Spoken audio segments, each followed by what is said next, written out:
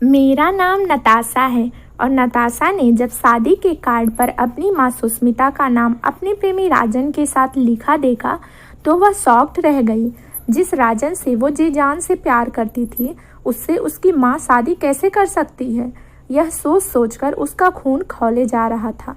नताशा अपने आप से बातें कर रही थी कि शर्म आ रही है मुझे। इन दोनों ने मेरे विश्वास का खून कर दिया है। भला एक माँ कैसे अपनी बेटी के प्रेमी से शादी कर सकती है। नताशा ने उसी समय अपनी कार निकाली और शादी के कार्ड में दिए पति की ओर निकल पड़ी। नताशा कहती है कि मैं ये शादी किसी भी कीमत पर नहीं होने दूंगी। इसके लिए चाहे मुझे कुछ भी करना पड़े, किसी भी हद तक जाना पड़े। आधे घंटे की ड्राइविंग के बाद नताशा उस पति पर पहुंच गई। वो भागी भागी अंदर गई और वहां उसने जो देखा उसे देखकर उसका खून खौल उठा। उसकी माँ सुष्मिता दुल्हन की ड्रेस में थी और राजन दूल्हे की ड्रेस में था। नताशा ने कहा, माँ तुमने आज हद कर दी। भला कौन ऐसी माँ इस दुनिया में होगी जो उसकी बेटी के बॉयफ्रेंड से शादी करेगी। तुमने तो माँ और बेटी के रिश्ते को शर्मसार कर दिया। सुष्मिता कहती है, मैं इस बारे में तुमसे कोई बात नहीं करना चाहती। नताशा ने बोला, बिल्कुल सही। आप किस मुंह से मुझसे बात करोगी। अरे शर्म आनी चाहिए, माँ होके सौतन बनने चली हैं। राजन कहता है, नताशा तुम जाओ यहाँ से, यहाँ तमाशा मत खड़ा करो। नताशा कहती है, चुप, एकदम चुप। तमाशा मैंने खड़ा किया है या तुम दोनों ने? लेकिन मैं छोड़ूंगी नहीं तुम दोनों को। ये कहकर नताशा अपने साथ ली हुई बंदूक उन दोनों की तरफ तान देती है। सुष्मिता कहती है, ये क्या कर रही हो तुम अपनी माँ पर गोली चलाओगी। तभी नताशा सुष्मिता पर गोली चला देती है। बंदूक से निकली गोली सीधे सुष्मिता के सीने पर लगती है और वह तड़पने लगती है। उसे इस तरह तड़पता देख राजन नताशा के हाथ से बंदूक छीनता है और उसकी तरफ तान कर गोली चला देता है। नताशा जोर से चीखती है। तभी नताशा एक चीख के साथ जाग जाती है। वो देखती है कि वो अपने बिस्तर पर है।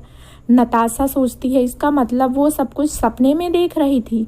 हे भगवान, ये सपना तो कभी भी सच हो सकता है। मुझे कुछ करना होगा, जल्दी कुछ करना होगा, नहीं तो कल को क्या पता मेरी माँ ही मेरी सौतन बन जाए। 21 साल की पहले की बात। 25 साल की गर्भवती सुष्मिता को जब फोन पर उसके पति के एक्सीडेंट की खबर दी गई तो उसके हाथ पैर कांपने लगे। सुष्मिता, ये क्या कह रहे हैं आप? मैं तुरंत आती हूँ। आप मुझे हॉस्पिटल का एड्रेस दीजिए। सुष्मिता का पति राकेश एक मल्टीनेशनल कंपनी में मैनेजर था। आज सुबह ही जब वो ऑफिस के लिए निकल रहा था तभी राकेश सुष्मिता से कहता है कि मैंने ऑफिस में छुट्टी के लिए अप्लाई कर दिया है। सुष्मिता कही, अरे अभी से ही? राकेश ने बोला, अभी से मतलब अब तो 1 महीने से भी कम बचा है हमारी डिलीवरी में। मैं चाहता हूँ कि मैं अब हर पल तुम्हारे साथ रहूँ, तुम्हारा और हमारे आने वाले बच्चे का ज़्यादा से ज़्यादा ख्याल रखूँ। सुष्मिता कहती है, I love you Rakesh. Rakesh बोला, आई लव यू 2, 3, 4, 5, 6, 7, 8, 9, 10। राकेश की बात सुनकर सुष्मिता खिलखिलाकर हंस पड़ी। राकेश ने भी मुस्कुराते हुए अपनी पत्नी को गले से लगा लिया। सुबह की बातें सोचकर सुष्मिता की आंखों से आंसू निकले जा रहे थे। ऑटो में बैठी वो पूरे रास्ते यही सोचती जा रही थी कि हे भगवान, राकेश को ज़्यादा चोट ना लगी हो और वो जल्द से जल्द ठीक हो जाए। वो हॉस्पिटल पहुंची, लेकिन उसका पति जो सुबह सुबह हंसता मुस्कुराता हुआ ऑफिस के लिए निकला था, वो सफ़ेद कपड़ों में लिपटा लेटा हुआ था। सुष्मिता अपने पति के निर्जीव शरीर को देख रही थी। सुष्मिता चिल्लाती है, राकेश आप तो मेरी डिलीवरी के लिए छुट्टी लेने वाले थे ताकि आप मेरा ख्याल रख सके। अब इस तरह आप रखेंगे मेरा ख्याल? ये तो नाइंसाफ़ी है राकेश। सुष्मिता लगातार रोए जा रही थी। तभी उसे गर्भ पीड़ा शुरू हो गई। सुष्मिता की हालत देखकर उसे तुरंत एडमिट कर लिया गया। अस्पताल में उसने एक बच्ची को जन्म दिया। अपनी छोटी सी बच्ची को जब उसने गले से लगाया तो उसे एक अलग तरह का सुकून मिला। उस नन्ही सी बच्ची की नाक और आंखें बिल्कुल राकेश की तरह थी। सुष्मिता उसे प्यार से देख रही थी और उससे बातें कर रही थी। सुष्मिता बोली, बेटी, मेरी बेटी, बिल्कुल राकेश की तरह हो तुम। राकेश कहाँ जाने वाला था मुझे छोड़कर? वो मुझसे बहुत प्यार करता था ना, इसलिए तो उसने तुम्हें मेरी गोद में डाल दिया। 25 साल की छोटी सी उम्र में सुष्मिता विधवा हो चुकी थी। उसकी गोद में एक नवजात बच्ची भी थी।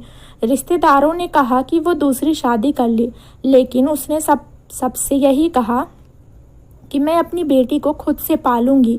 ये मेरे राकेश की निशानी है। मैं नहीं चाहती कि दूसरी शादी करूं और मेरी बेटी को सौतेले पिता के साया में पालूं। सुष्मिता पढ़ी लिखी तो थी ही, उसे एक कंपनी में नौकरी भी मिल गई। वो अपनी बेटी नताशा का पालन पोषण ठीक से करने लगी। समय अपने पंख लगाकर उड़ता रहा। नताशा अब 21 साल की है। सुष्मिता ने उसे उसकी माँ की तरह कम, एक दोस्त की तरह ज़्यादा पाला है। दोनों एक दूसरे से बहुत प्यार करते हैं।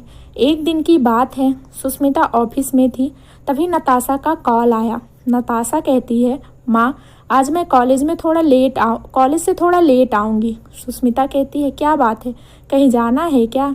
नताशा कहती है, वो माँ, आज कॉलेज के बाद मूवी का प्लान है तो कॉलेज के बाद वहीं जाऊँगी।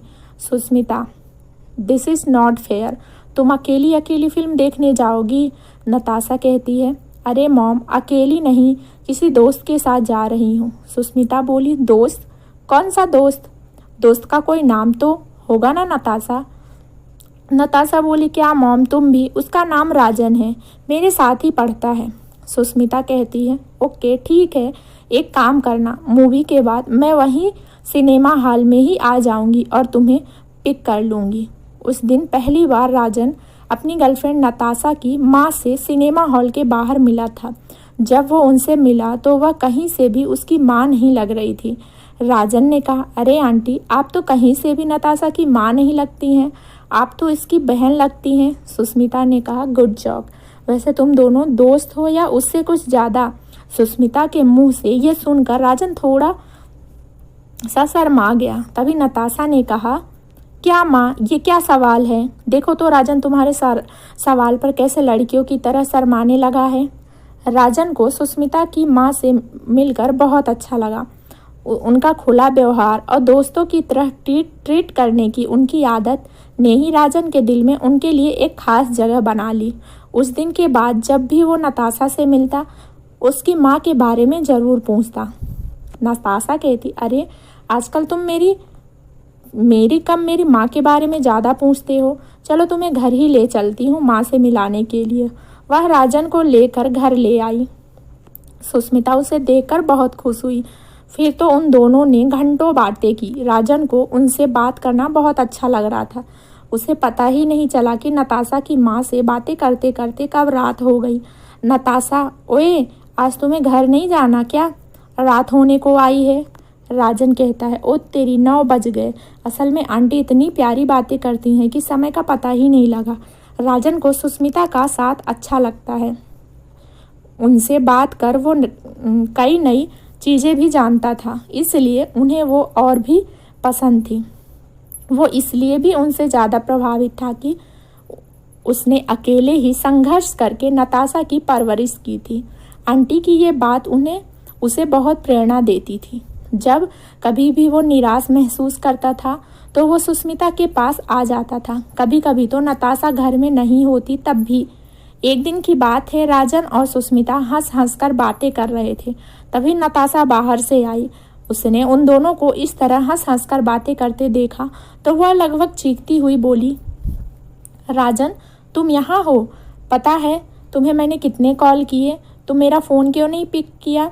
राजन, कब किया तुमने फ़ोन? ये कहते हुए उसने अपना फ़ोन निकाला। उसका फ़ोन साइलेंट मोड में था। ये लो, मेरा फ़ोन तो साइलेंट मोड में था, कैसे पता चलता? नताशा, साइलेंट मोड में था या जानबूझकर कर दिया था? राजन कहता है, ये तुम क्या कह रही हो?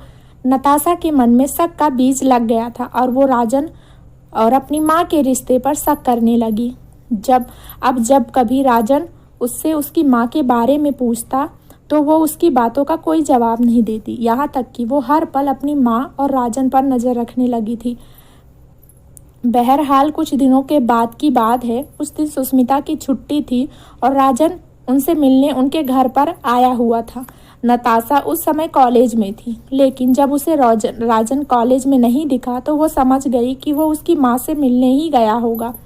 नताशा, आज तो मैं इन दोनों के रिश्ते का भांडा फोड़ के रहूंगी। नताशा भी अपने घर की ओर चल पड़ी।